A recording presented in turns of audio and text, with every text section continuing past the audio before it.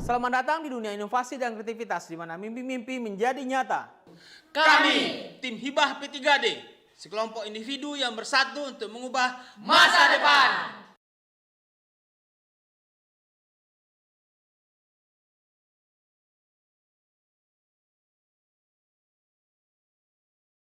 Virtual memory adalah semua tentang indireksi. Kita menyebutkan bahwa ada ruang alamat yang berbeda untuk program dan memori. Virtual memory adalah petunjuk bagi keduanya. Virtual memory adalah lapisan indireksi, dan ini berasal dari ide umum bahwa setiap masalah dalam ilmu komputer dapat diselesaikan dengan menambahkan indireksi. Dengan menambahkan lapisan indireksi, kita hampir selalu dapat menyelesaikan suatu masalah. Bagaimana konsep virtual memory ini bekerja dalam sistem operasi? Tanpa virtual memory, kita tidak memiliki indireksi alamat program yang sama, dipetakan di map dengan alamat RAM yang sama juga. Jika program coba memuat alamat 1024, maka yang dicari adalah alamat RAM 1024 juga. Ini adalah ruang alamat 32 bit yang merepresentasikan program, dan ini adalah alamat 32 bit dengan 1 GB RAM di komputer. Sebelumnya, pemetaan alamat ini baik-baik saja. Alamat 0 akan dipetakan ke 0, 1 ke 1, dan lain-lain. Semua jalur ini hanya melalui gigabyte pertama. Tetapi ketika kita mulai menggunakan alamat yang berada di luar gigabyte pertama, yang terjadi adalah tidak ada cukup tempat untuk memetakan alamat data tersebut. Dengan pengalamatan langsung akan menimbulkan crash jika kita mencoba mengakses lebih banyak memori.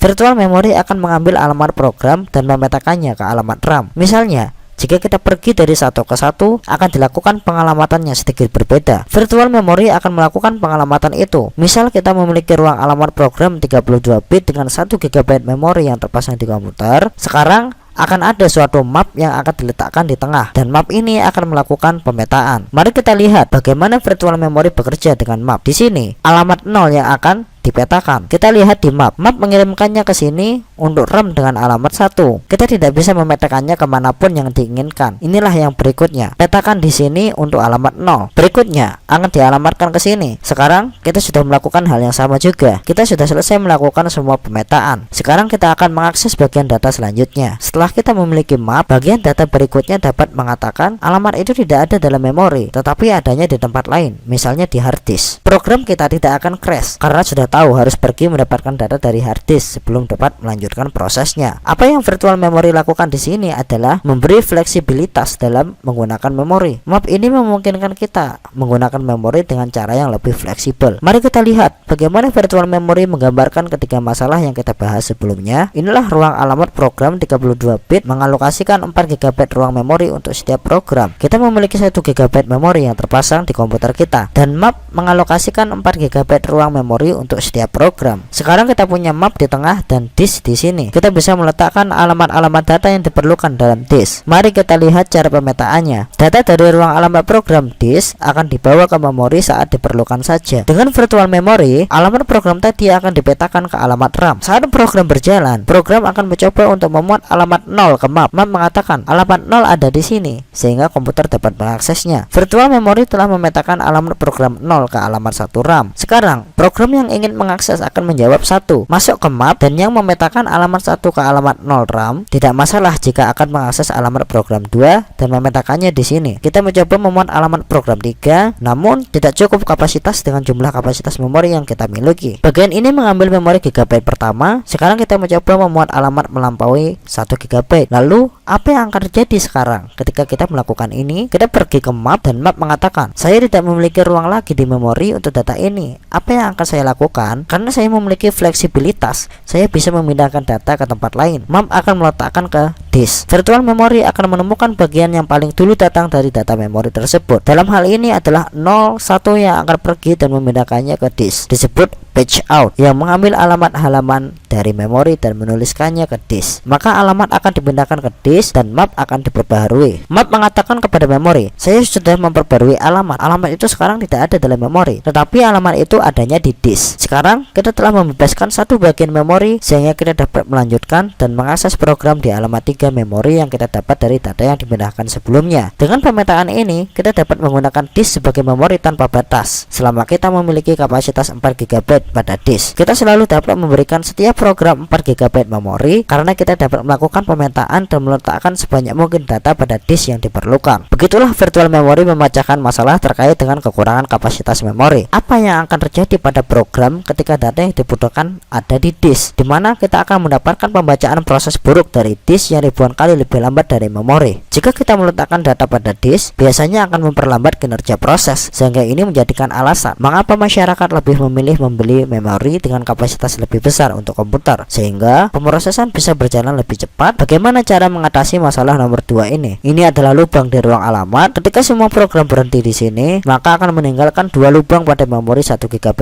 ini dan memutuskan tidak menjalankan program 3 karena tidak cocok dengan salah satu lubang ini. Sekarang kita memiliki map yang lebih fleksibel dalam menggunakan memori. Inilah program 3 dalam program 2. Program antar map saling terhubung dan seperti yang kita lihat, program 2 dipetakan ke bagian tengah memori. Dengan virtual memory, kita dapat memetakan program 3 dimanapun kita mau. Saat program 3 dipetakan, kita akan mengambil bagian pertama dari program 3 dan memetakannya di sini. Kemudian kita akan mengambil bagian kedua dari program 3 dan memetakannya di sini. Program 3 pada memori terpecah di sekitar program-program yang saling berpasangan. Itu tidak masalah karena pemetaan ini memungkinkan kita untuk memetakan setiap bagian memori program ketiga dari memori yang sebenarnya. Kita mendapat fleksibilitas tambahan dari pemetaan ini, dan sekarang kita dapat mengisi lubang-lubang ini untuk penggunaan semua kapasitas memori. Setiap program memiliki pemetaan sendiri. Kita dapat menempatkan data dimanapun kita mau, dan kita bisa lebih fleksibel dalam menggunakan lubang-lubang ini dalam memori. Mari kita lihat masalah ketiga dalam menjaga keamanan program. Inilah program 1 dan program 2. Yang akan terjadi pada program 1 yakini akan memetakan di alamat 1024, dan program 2 akan menyimpan di alamat 1024 juga. Kita akan menggunakan map untuk menempatkan kedua alamat di alamat RAM yang berbeda. Program 1